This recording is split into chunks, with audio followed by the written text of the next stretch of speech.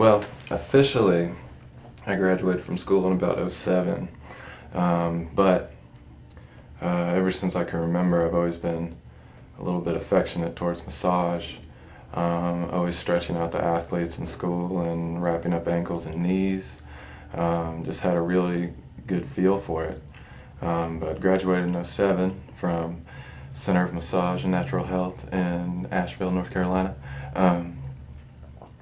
Really good school. They give you a wide range of Eastern medicine to Western medicine. I definitely recommend it for anybody. Even if you're not a therapist, I'd still recommend you go to the school, and it'll open up a whole new view of how to live your life. Ever since '07, I've been practicing and gaining experience in every which way I can find, and I try to learn something new in every massage that I do. I always keep my mind open for new things and new techniques. What is the area you want to target with the first move that you're going to do today? Do you have a name for that? Not really necessarily a name, but it is a forearm technique, and I kind of like to use the forearm techniques just to help save and preserve my hands. It starts out at lumbar area, and it's generally just a first time move to loosen the body and get it ready for more specific work. Start at the lumbar, and I go all the way up the erectors, all the way up to the shoulder. There's a couple different ways you can end the technique, so it's really however you're feeling during the massage. And then with the second technique, it's more the top of the shoulder, starting at the trap and wrap back around, and then end at the lat, which I found that most people really, really enjoy. The lat being? Latissimus. So the low back again. Yeah. Very good. So that essentially you can do the whole back with this technique. Yeah, and like I said, I like to start with it just to get the body warmed up and ready for more direct massage.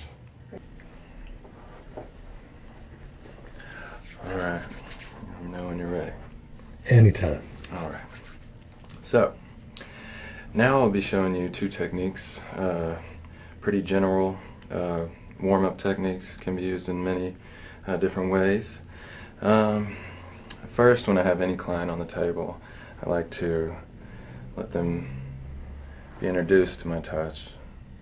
I'll just start base hand, just to let them get a feel, and it gets them a little bit more comfortable. Now at the first part of this technique, always keep your wrist nice and loose, and make sure your body mechanics are nice and lined up. Now I'll take, which on this side is my left forearm, and I will try to position it right on the iliac crest there. Hold it right in place.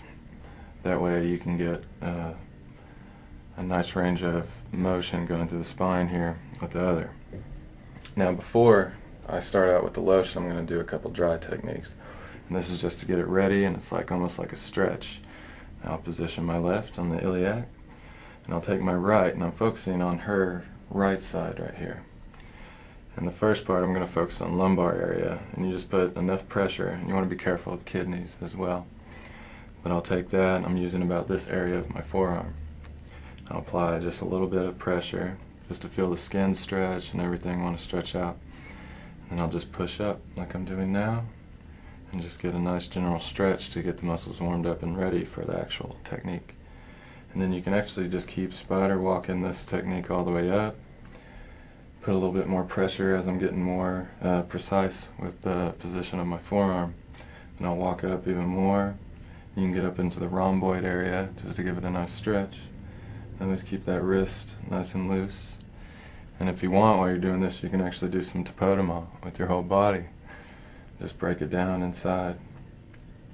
You can go all the way up even more. I'll do this technique. I'll do it, it's the same side of the iliac crest, and I'll even go up this way, but you got to be a little bit more precise on your stretch. It's a little bit harder with the dexterity that you have. And you can walk that all the way up as well. Then I'll switch sides to do that as well. Now, after such, I'll go ahead and apply my lotion or oil while I'm doing this, I can even grab that iliac down there and push on it, and it'll give it even more of a stretch. Come back up, just apply and apply and apply until I get a nice glide. Usually 1 or 2. Be mindful of the hair. You don't want to get any hair caught in the forearm techniques. Now first, if you want to warm up the lumbar, you can start up in this area. Now I'm going to glide down. You want to be careful of the kidneys again, right in this area. Then once you get down here is when you actually want to put some force.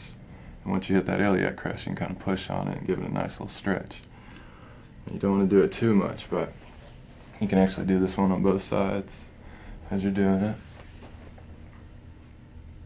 And I tend to like to go deeper and deeper each time I go, so those muscles aren't a little bit frightened. They can warm up to the technique.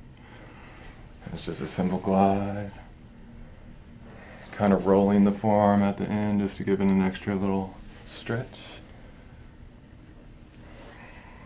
You get the general. You can do that over and over and over again. And then after that, I'll come back in, down. Now I'll even throw in a little bit, a little saw motion here. I'm not pressing too hard. I'm just giving it enough to give it a nice feeling. And especially with this right, I'm not really even digging down right there just because of those kidneys. Now after that, now that you've got a little bit of lubrication on there, you can stretch it up. Depending on your glide is probably the speed that you're going to go. You can either continue with the technique or you can just stop and stretch it up. Or even put a little bit more pressure into those rhomboids.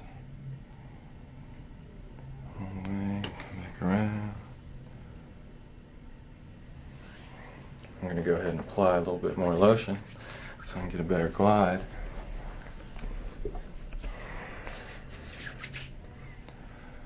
And like before, left arm, iliac, and the right arm's going to do all the work for you. And you can either kind of have a flowing motion with it like this, which is real relaxing, or you can get a little bit in depth, slow down, maybe even stop on some points, wrap around. Now you can even go from here into the top of the trap and roll it. Do that as many times as you want, and then you can even push up and come back down on top of it and go down a little bit until you get about around the kidneys, and then you can let off of it a little bit. And I'll do that a good 15 to 30 times on each side. Go back around, do it on the other side. It's a good technique for general warm-up to get it ready, and then after that you can get a little bit more specific. Now, I'm going to move on to my second technique. And you can actually have the arms either way, but for the first part I like to have them up, and then later I'll go to move.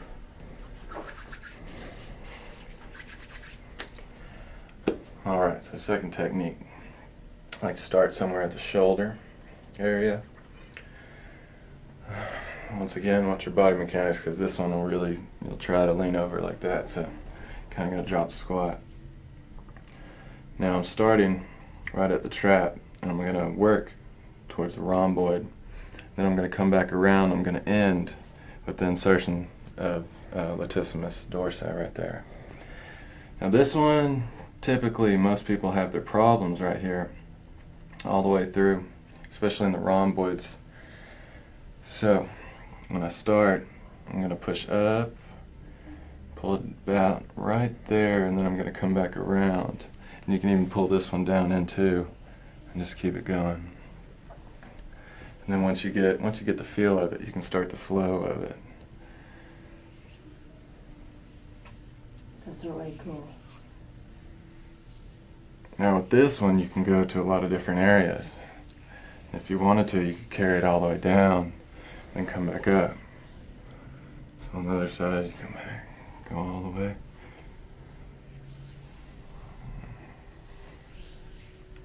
And then if you wanted to get precise. If you feel a lot of stress in there and you want to give it some pressure, you can just raise up and go into that praying hands kind of technique. You can sit there, do Tapodama.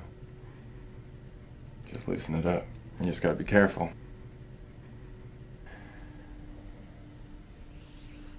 Like I said again, just it's a nice flowing motion. People generally like it just because it's all over.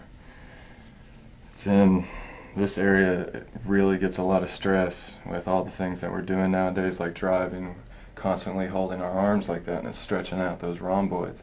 So the shoulder blades and scapula are getting stretched out this way. So it typically likes to work a lot of different muscles. And from there you can, after you get that warmed up, you can go to the arm and give it a nice stretch. Hook each other's elbows in there. I like this stretch because you can move it around and go top to bottom. Give it a nice little relaxing pull down fingertips. And just like I started with all my massages, I like to let them know that it's done by going back to that starting position. This will generally tell them that massage is over, which sometimes can be a problem for most people because they never want the massage to be over. After every massage, I'll thank them for their time, answer any of their questions that they might have, and they'll be on their way.